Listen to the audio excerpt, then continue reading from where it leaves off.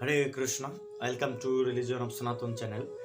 আপনি যদি এই চ্যানেলে নতুন হয়ে থাকেন তো অবশ্যই সাবস্ক্রাইব করবেন এবং ফেসবুকে দেখতে গেলে পেজটি ফলো করে রাখবেন।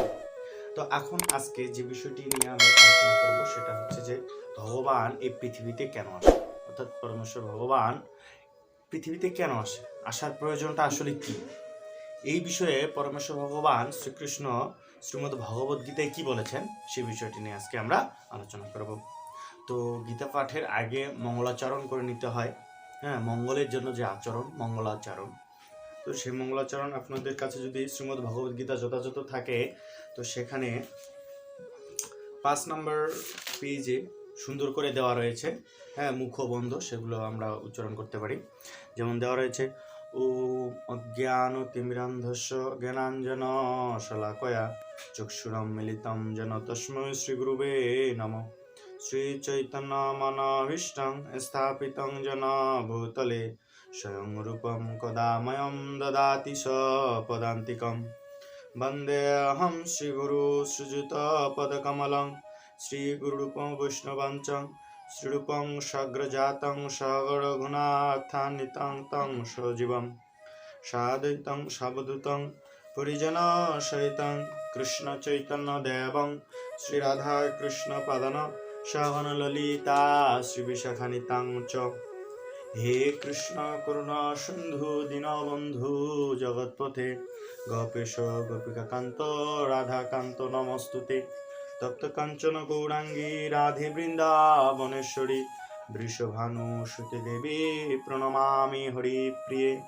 বঞ্চাকল্পতরুভৎস কৃপা সিন্ধু ভয়বচ পতিতানাং পাবনেভ্যো বৈষ্ণবেভ্যয় নমো নমঃ। 2 হাত উপরে। জয় শ্রীকৃষ্ণ চৈতন্য প্রভু নিত্যানন্দ শ্রী অদ্বৈত গদাধর শিবসাদি গৌর ভক্তবৃন্দ। হরে কৃষ্ণ কৃষ্ণ কৃষ্ণ হরে হরে, হরে রাম রাম রাম হরে হরে। তারপর বলতে ওম নমঃ ভগবতে বাসুদেবায়, ওম নমঃ ভগবতে বাসুদেবায়। শ্রীমদ্ ভগবদ গীতা যথাযথ 4th অধ্যায় জ্ঞানযোগ, শ্লোক নম্বর 7 ও 8। যে শ্লোকটা আমরা সবাই জানি কিন্তু আসলে জানি না কত অধ্যায়ের কত নম্বর শ্লোক।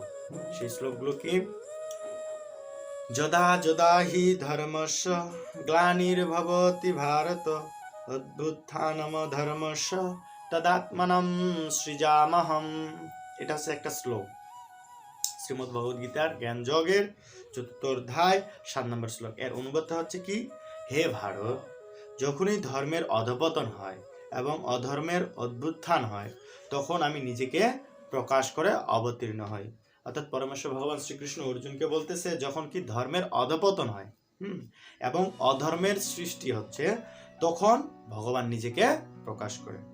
তো ভগবান যে প্রকাশ করে তারপর ভগবান কি করে সেই বিষয়টি পরে শ্লোকে বলতেছে পরিত্রাণায় সাধুনাং বিনাশায় চ দুষ্কৃতাম ধর্ম সংস্থাপনার্থায় সম্ভবামি যুগে যুগে। অনুবাদ: সাধুদের পরিত্রাণ করার জন্য এবং দুষ্কৃতিকারীদের বিনাশ করার জন্য এবং ধর্ম সংস্থাপনার জন্য আমি যুগে যুগে অবতীর্ণ। অর্থাৎ পরমেশ্বর ভগবান শ্রীকৃষ্ণ বলতেছে কেন আসে? আসে 3টি কারণের জন্য। সেটা কি? সাধুদের পরিত্রাণ করার জন্য, সাধুদের পরিত্রাণ করার জন্য এবং দুষ্কৃতিকারীদের বিনাশ করার জন্য। আরেকটি বিষয় সেটা হচ্ছে কি? ধর্ম সংস্থাপনার জন্য, অর্থাৎ ধর্মকে স্থাপন করার জন্য ভগবান যুগে যুগে অবতীর্ণ হন। তাহলে ভগবান কেন পৃথিবীতে আসে? 3টি কার্য সম্পাদন করার জন্য। সেটা কি? সাধুদের পরিত্রাণ করার জন্য, দুষ্কৃতিকারী যারা রয়েছে তাদেরকে বিনাশ করার জন্য এবং ধর্ম সংস্থাপনের জন্য। এই জন্য ভগবান পৃথিবীতে অবতীর্ণ হন। হরি বল।